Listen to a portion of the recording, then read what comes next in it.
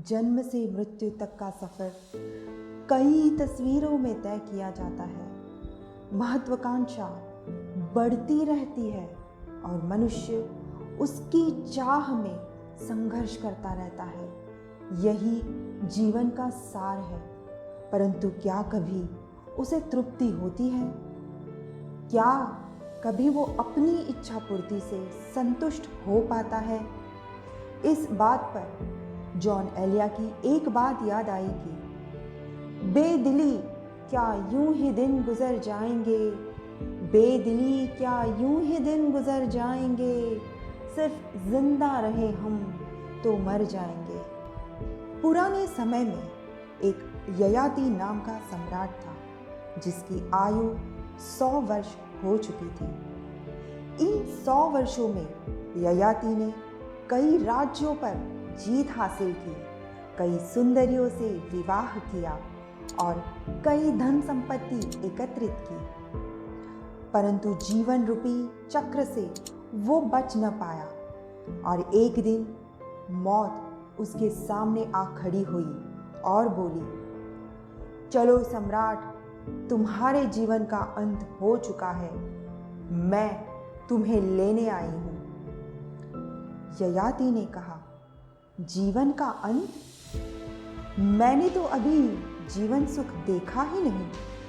अभी तो मेरी कई इच्छाएं अधूरी है, कई राज्य हैं जिन्हें मुझे हासिल करना है, कई सुंदर देवियों को अपने राजमहल की रानी बनाना है। नहीं नहीं, मैं तुम्हारे साथ नहीं जा सकता। तुम अभी जाओ, 100 वर्ष बाद आना। मौत कहती है, ये मुमकिन नहीं है सम्राट, आपको मेरे साथ चलना ही होगा। सम्राट, कोई तो उपाय होगा। मैं अपनी इच्छा पूर्ति से पहले यह जीवन नहीं त्याग सकता। मौत, एक उपाय है। यदि तुम्हारी जगह तुम्हारा कोई पुत्र मेरे साथ चलने को तैयार हो जाए तो उसका जीवन तुम्हें मिल सकता है और 100 वर्ष तक तुम फिर से जीवित रह सकते हो। सम्राट ने अपने पुत्रों को बुलाया और उनके आगे ये विचार रखा। सभी पुत्रों ने एक एक कर इस प्रस्ताव को अस्वीकार किया, परंतु सबसे छोटे पुत्र ने पिता की बात मानकर कहा, पिताजी, यदि आप 100 वर्ष की आयु के बाद भी अपने जीवन में सुख नहीं भोग पाए, फिर मैं क्यों अपनी महत्वाकांक्षा के लिए 100 वर्ष तक संघर्ष करूं?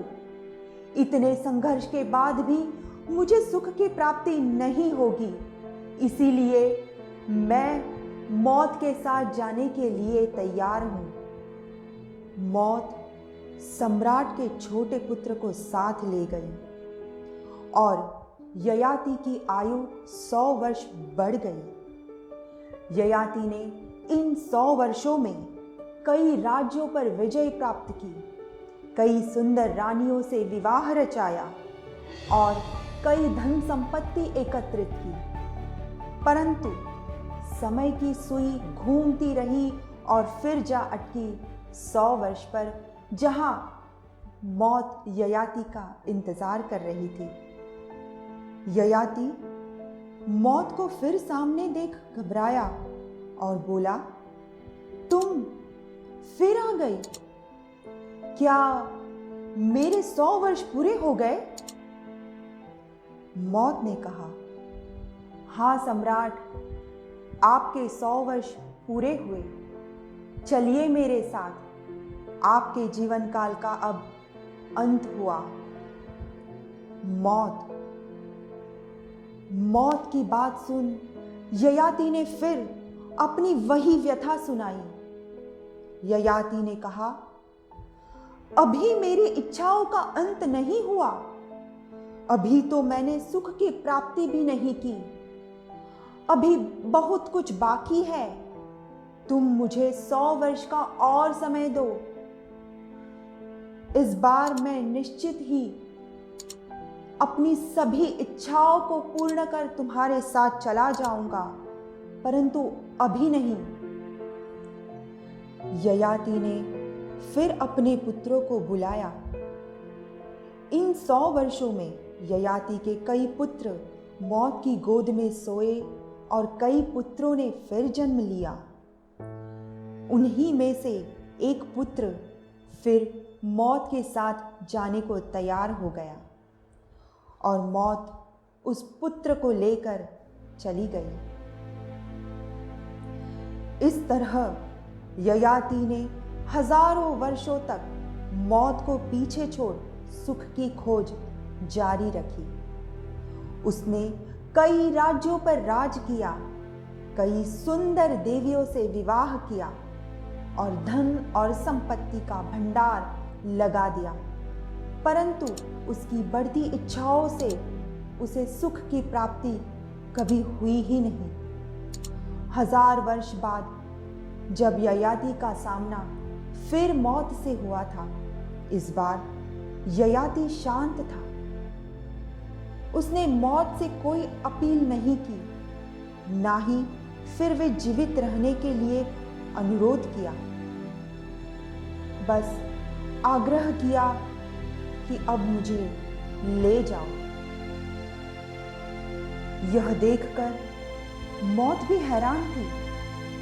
मौत ने पूछा, क्या हुआ सम्राट? क्या इन 100 वर्ष में आपको सुख की प्राप्ति हो गई?